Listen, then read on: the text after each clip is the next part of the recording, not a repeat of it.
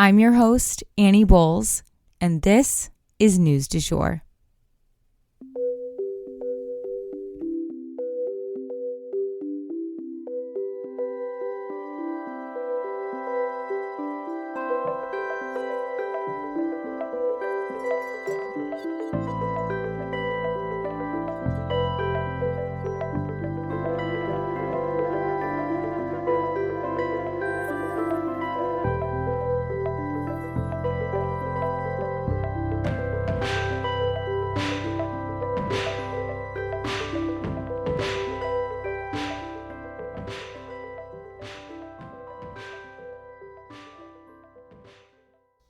Hey, you guys, and welcome back to the News du Jour, a calmer space to consume the news. It has been an incredibly somber week at my home. I've just been soaking up the time that I've had with my son. It's his fall break, so he has been home all week with me, which has been very interesting, but also really nice because of everything that's going on in the world right now. It's so nice to be able to hug him constantly throughout the day because I feel so grateful that he is safe in my arms and that we are safe in our home, because that is not the case for millions of people right now. So today we are going to spend the entirety of our episode talking about Israel. That said, I wanted to chat with you about one of our sponsors before we get started. Do you have a lingering skin issue that you can't seem to get rid of? Have you ever thought about going to see a skincare professional and then thought, when would I ever have time for that? And won't it be expensive? If that's you, I've got you. Protea is a woman-owned beauty business based out of Virginia, but here's the thing. They specialize in virtual skincare consultations. Yes, that's right. You can be on your couch in your sweatpants. You don't have to go anywhere, but you can get top-of-the-line advice within your budget and guidance from a trained skincare professional called an esthetician. They also have a top-of-the-line, cruelty-free skincare line that is produced here in the United States, so they can recommend products that they know are going to work for your skin because they know these products inside and out, you guys. Your personal skincare professional with Protea will always recommend the products that are best fit for your skin, but if that happens to be a Protea product, they donate a Skin Confidence skincare kit to an unhoused woman for every purchase. So I love this company because you're not only supporting a business that is woman-owned, but a business that also gives back. So when you support them, you support our show. Book your consultation today at www.bookprotea.com, and that link is also in our show notes, so you can just click over super conveniently. Like I said, when you support Protea, you support our podcast, but another way that you can support our show is to become a patron directly. That's at www.patreon.com/sugarfree media. So basically that is a way where you can donate money to our cause here, creating a less stressful place to consume the news. And you can give $7.99 monthly or any amount above that you'd like to. And that is the most direct way to support us. If you appreciate having this space, you know, that is, again, the most direct way you can support us. We have people who give $100 a month to our organization. So I just want to say I appreciate our patrons so much. This show really wouldn't exist without our sponsors and our patrons. So thank you so much for listening, you guys.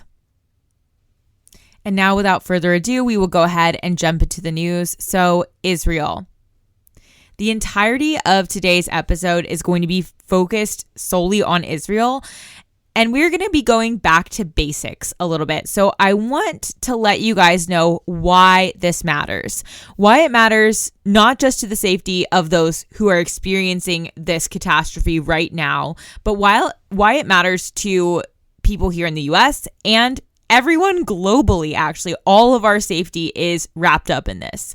I also want to discuss some of the key players in this issue, the major names and organizations that you're going to hear thrown around, and basically, do a little explainer on what each of those things is, and then set expectations for what is going to happen going forward with this conflict, because things will not be ending quickly, you guys.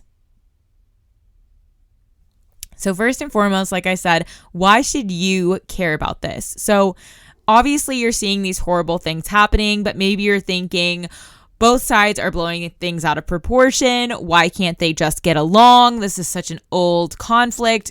I don't even know where to start with it, etc. Well, first of all, we should all care about the loss of human life. I think that is like something, just on a human level, we should care about the terrorism that we are seeing against other human beings, the hostage crisis, and the developing humanitarian crisis in Gaza. Just as humans, we should care about those things. But if you need a reason to care more personally in a way that it's going to impact your life, don't worry. This threatens your safety as well, that of all your friends, family, and everyone you know. I've never said that before on this podcast. I don't like scare tactics. That's not what we do here. But this situation threatens all of us. Let me paint a picture for you. Hamas is connected to Iran. Iran is connected to Russia. See where I'm going here? In a Zoom call that I was on yesterday through Columbia University, Hillary Rodham Clinton, former Secretary of State, said that the situation between Hamas, Iran, and Russia is not something that will be monitored hour by hour, but something that's going to be monitored minute by minute. And the Trump administration, who was on the Zoom call as well, agreed with her. And those two don't agree on much. I don't say this to scare you, but we don't sugarcoat shit here at Sugar Free Media, and a world war is an incredibly real possibility right now. Iran and Hamas are just about as evil as it gets, you guys. They are anti-LGBT. They are anti-women's rights. They, especially Iran, mistreats their own people to such a severe degree that it's hard for us to even fathom living here comfortably in the United States. And if they choose to align themselves with other global leaders such as Putin in Russia, Kim Jong-un in North Korea, who have human rights abuses just as grave as Hamas and Iran, then we are suddenly all involved. And this will be a fight for democracy as difficult and as paramount and potentially as deadly as World War II. It is of the utmost importance that things de-escalate in this region for our collective safety and that of humanity. That said, I wanted to set some expectations here. This is going to be a long war. This is not a war that's going to be settled in 2, 3, or 4 weeks. It will be months, if not years long, and that's not me estimating that. That is not my estimation. On the Zoom call I was on, people who have participated in diplomatic efforts in this region going back decades and are the literal experts on this region, they are making this estimation based on what they have heard directly from Israeli and other global leaders. Some on the call said that Israel has no choice but to eradicate Hamas, and I have no doubt that they want to. That said, there has been a call on social media for this day, today, Friday, October 13th, to be a day of violence against the Jews globally. It's hard to tell if things like this online are real or not, but Hamas did, after all, strike on freaking Yom Kippur, guys, so they love a coordinated date, and Friday, October the 13th would certainly be a spine-chilling one. Friday is also when Jews celebrate Shabbat. I share this just to warn people. If you're Jewish, of course, please be safe. I'm sure you've heard all of this by now. But if you're not, please check in with your Jewish friends and family and see if you can help them stay safe inside on this day, and especially at night. The U.S. has officially blocked the $6 billion from being used by Iran. This freaking $6 billion, it's like the bane of my existence, you guys. It's one of those like words that's always just going to annoy the shit out of me. If you guys remember, this is the $6 billion that was part of the hostage negotiations with Iran. It's not funny, but I feel like at the end of the day, this $6 billion, it's like a ping pong match of it moving back and forth through all these different hands. And honestly, given what we know that, Hamas is most likely connected to Iran, they helped plan this attack and now they have American hostages again. This move definitely makes sense. So now we're going to go over some of the key players whose names you maybe have heard thrown around. I've tried to break them down as we go, but I just wanted them all in one concise place for you guys to reference. So first and foremost, Netanyahu. So Netanyahu is the prime minister of Israel. They also have a president, but the prime minister is the most powerful leadership position. Prior to this attack by Hamas, Netanyahu was pretty unpopular for his attempt to undermine Israel's democracy through an overhaul of the judicial system. He is in hot water for everything that has gone down since and is pretty unpopular, like I said. And then secondly, I want to talk about what is Hamas. So Hamas is the terrorist group that currently leads Palestine's government. They are poor and they largely spread their thought process and propaganda through refugee camps to others who are also poor and suffering. They are buddies with the leadership in Iran who commits atrocities against their own people, but especially women, every single day. They likely get their funding for these recent attacks from Iran. And then Hezbollah. So you may have been hearing like Hezbollah, that word thrown around. What is Hezbollah? So they are a Lebanese militant group, which means Party of God, and they are backed by Iran as well. They are considered to be a terrorist group by the US, Israel, and other Western countries. While they do not fully align with Hamas, they have slightly different ideologies. They are in alignment with Hamas in that they want to destroy Israel as well as all Israeli Jews. They want them wiped off the face of the planet, and they do not hesitate to say that. Antony Blinken. Who is Antony Blinken? He is the U.S. Secretary of State, and he just touched down in Tel Aviv in the past 24 hours, where I assume he will be assessing the situation and working closely with Israeli leadership. Biden. We all know who President Biden is. He's the president of the United States, but he is also a key player here because his support for Israel and how this all plays out, it has a lot to do with us, whether we're going to give them funding, whether we're going to stand by them diplomatically. This can change the landscape of things quite a bit and quite quickly. One of the most important things Biden has been saying is he's been making it very clear that no one else should get involved in this region.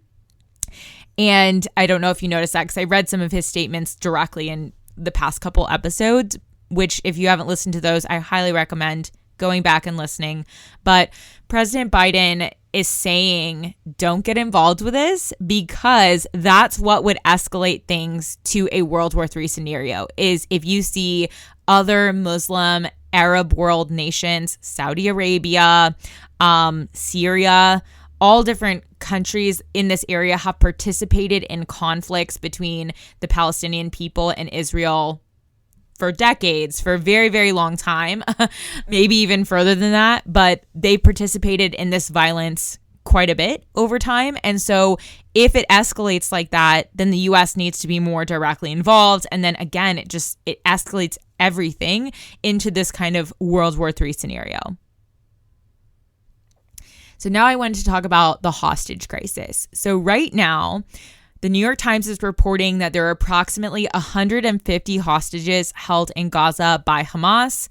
Gaza is a tiny area, you guys. But that said, these hostages could be anywhere. And this is a very densely populated area of the world. And so you have to keep in mind that finding these people is going to be really difficult.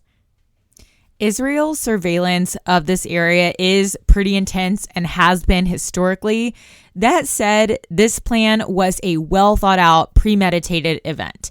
And Hamas has a long record of using hostages to get their needs met. So they probably had a pretty good hiding place planned out for these victims, making it one of the most complex hostage crises ever faced here in Israel, or maybe even world over. It's certainly one of the largest.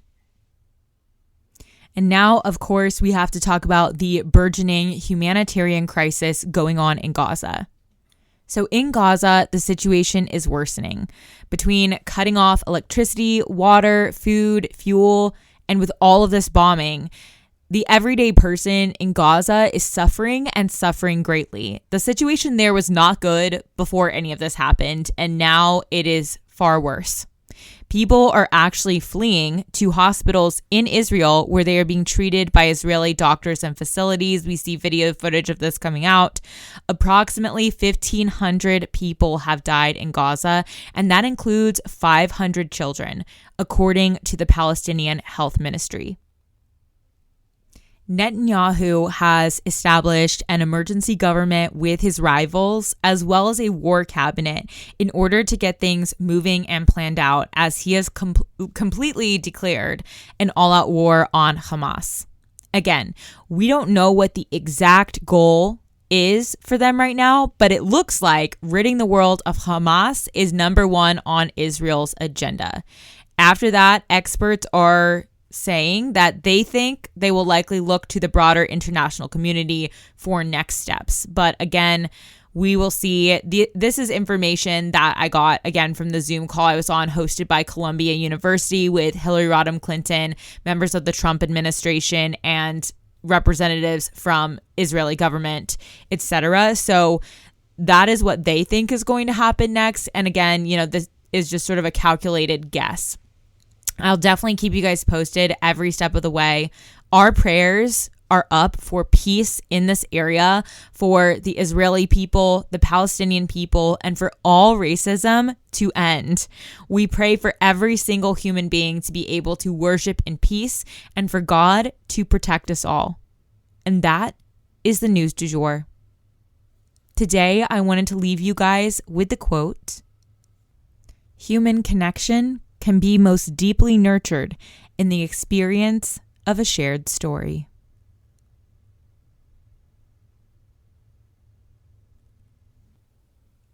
If you enjoyed this episode, please subscribe on whatever podcast platform you use to listen. A rate and review on that platform or a shout out on social media would mean the world to us and help us to be able to keep creating the news du jour and reach more people who need a calmer space to consume the news. But the best way to support all of our work is to become a patron at www.patreon.com/sugarfree media, and that is also linked in our show notes. You can follow us on social media at newsdujour.podcast on both Instagram and TikTok. You can follow my personal account at It's Annie Bowles on both platforms as well. Any little noises you may hear in the background are my rescue pup. He has a little separation anxiety and always records with me. We appreciate you listening and look forward to telling you about the news again next time on News du Jour. Broadcasting from